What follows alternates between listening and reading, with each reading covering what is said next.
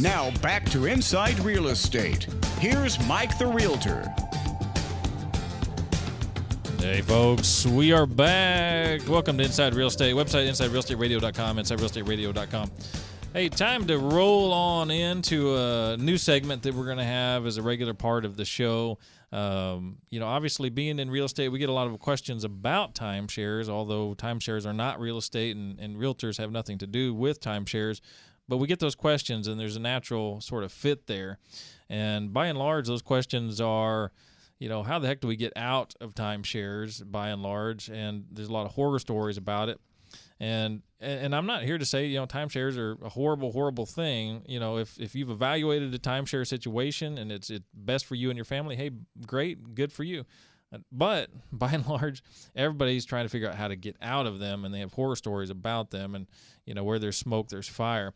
And so we've got a new partner on board with the show. It's Lonestar Transfer. Their website is lonestartransfer.com. I've got the owners here, Brian and Karen Holloway, and they're going to talk to us about, on a regular basis, how they help people get out of timeshares and is that possible? Of course, it is possible. You guys do it all the time, and how to get it done. So good morning, guys. How we doing?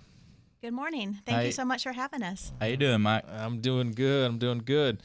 So let's kind of tell the folks a little bit about you guys, starting the company, your passion for, helping people, and then we'll kind of get more into the meat and potatoes of it. Okay, well, Brian and I decided to start our own company about 5 years ago and stay in Dallas. We saw just a huge need for timeshare owners, really not knowing which direction to go when their timeshare was no longer working for them. And so we're a local company.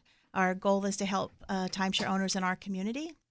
We're located right here in Rockwall, Texas, and Brian and I live in Terrell, Texas, so it's pretty neat to just be working with our neighbors. Right. And, obviously we've got a wide listenership area that goes all the way down to Austin, up towards the border, et cetera. And so I know you guys cover all of those areas. And by and large, you guys actually like to meet with people and try to figure their situation out. But, in some cases, if it's a far distance, you can get things started over the phone as well, right? Oh, absolutely. We do sit with timeshare owners a lot. They'll come to our office, which makes them feel a lot more comfortable that we actually have an office to go to. We have the privilege of officing inside the Rockwall Chamber of Commerce. And we do help people. We can help anybody in any state, really. Mm-hmm. And so we do a lot of phone consultations as well. Okay. Let's kind of get into, timeshares, and let's try to explain them a little bit to people, and then start to explain some of the contract language that is there. And so, part of this is, we're going to talk a lot about education and educating people as we go through all these segments that we're going to have in the future. But let's talk about the contracts and how sort of ironclad they are, some of the language that's in them, and what they're designed to do, which is keep people tied up in those contracts. Well, when people go buy these timeshares, they think what they're doing is buying a week of time every year, and they're perpetual contracts in most cases, and so we're just here to help them get out of those perpetual contracts. Right. The way these contracts are written, folks, is if you've ever gone, and I have sat through a timeshare, it only took me one. I'll never do it again, and I don't really remember exactly why. I was in that one, but, well, I do remember, but I don't want to say. Free stuff. Yeah, but, And heavily drinking. That might have been part of it. It was on vacation, so we'll just say that. But you get hammered down by the multiple levels of people, and then sometimes, a lot of people just have a hard time saying no. And there's so many people out there that they don't want to say no for whatever reason.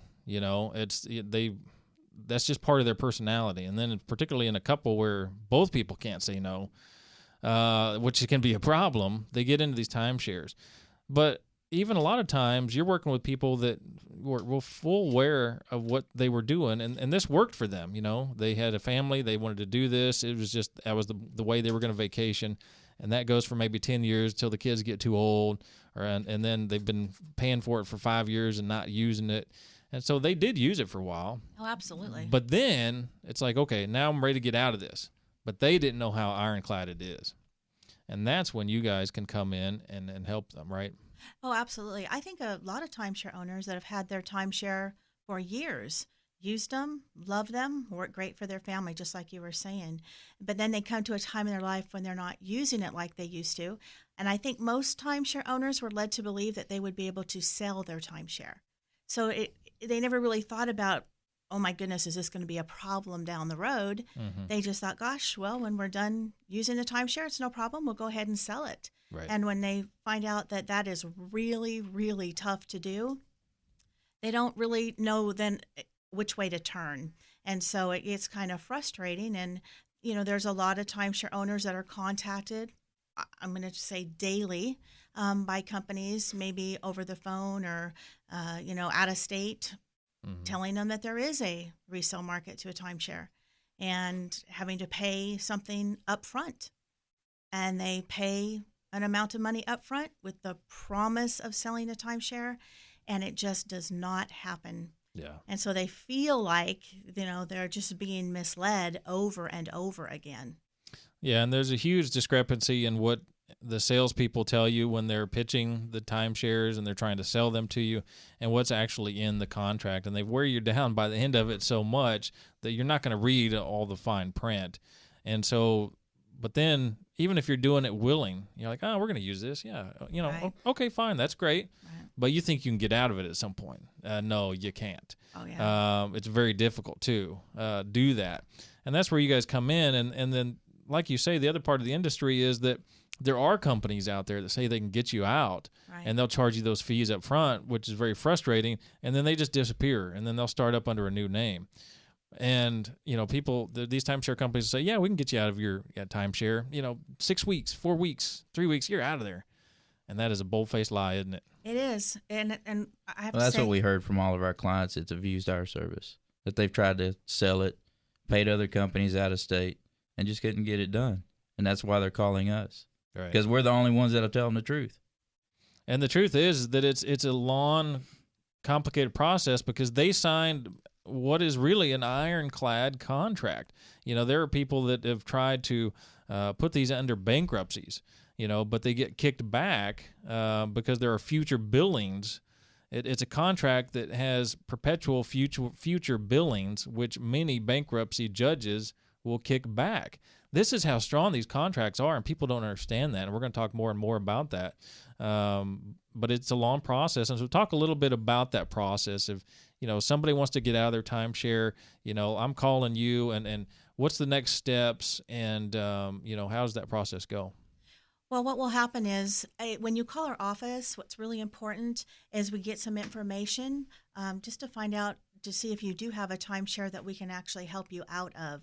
We do have several different programs, just depending on the situation that a timeshare owner is in. We really need to find out which program you would qualify for. There's hundreds and hundreds of different timeshares and just so many different situations. Some are vacation clubs, some are out of the country, some maybe every other year, just depends on that situation. So what we do is when you call our office, we evaluate what situation you're in, what timeshare you have, and then we can recommend which direction to go. Okay. Very good. And the honest truth is, when these companies are saying, they'll do it in 4 weeks, 6 weeks, etc., you beware of those because those are scams. The honest truth is it's really going to be a 6 month to a year, and in some cases, depending on how ironclad the contract is that you signed, it could be up to over a year. And that's the honest truth, and you flat out, after evaluating people's timeshare contracts, you tell them the truth. That's correct. Brian and I pretty much agreed in the very beginning, we are never going to overpromise and underdeliver.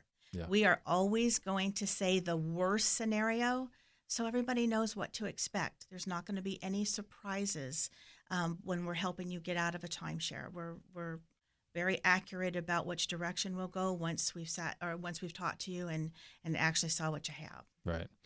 Well, folks, look, if you're in a timeshare and it's working for you, great. But I can assure you, at some point, you're going to come to in life where you're not going to use that timeshare anymore. And who wants to pay for a timeshare they're not using anymore? That timeshare essentially may be paid off, but you've got those maintenance fees that are brutal every year. Not to mention special assessments that come up. Let's say that timeshare is in a zone that gets maybe, in a hurricane zone. You can get special assessments. I believe you were telling me about a client that had a special assessment, 2 special assessments because of a hurricane. They were like $10,000 each. Yeah, that's correct. Well, he had 4 weeks, and he had a property in Hawaii, and he got hit with a special assessment of $5,100 per week. So he had $24,000 extra dollars out of his pocket that year. Yeah, I mean, and that wasn't planned for, and it probably didn't. The special assessments, those are in HOAs as well. But when it comes to those timeshares, you're not thinking about that. But that's in the contract. And guess what? That if they want to special assess you every year, well, essentially they can, and you're bound by the contract to pay it. Unfortunately, it's like you said, it's in that contract. You just didn't read over it. Exactly. And shame on you for signing it, but you know what? We have help for you, and that's why these guys are here to help you get out of those timeshare situations where, look, we're all going to, even if you signed up for it willingly, at some point you'll get to it where you're like, it's time to get out. And that's when Lonestar Transfer is going to take care of you. Or if you just got, snookered into one, and you need to get out of it, well, Lonestar Transfer is here to help you. Look, folks, that's Brian and Karen Holloway, owners of Lonestar Transfer. They're right here in the DFW area local. Their website, lonestartransfer.com, lonestartransfer.com. Their phone number, 972-722-3166. Thank you guys for being on, and looking forward to have you guys on regularly and helping folks with their timeshare issues. Yes, sir. Thank you. Thanks, guys. Hey, folks, we're going to take a short break. See you in a few.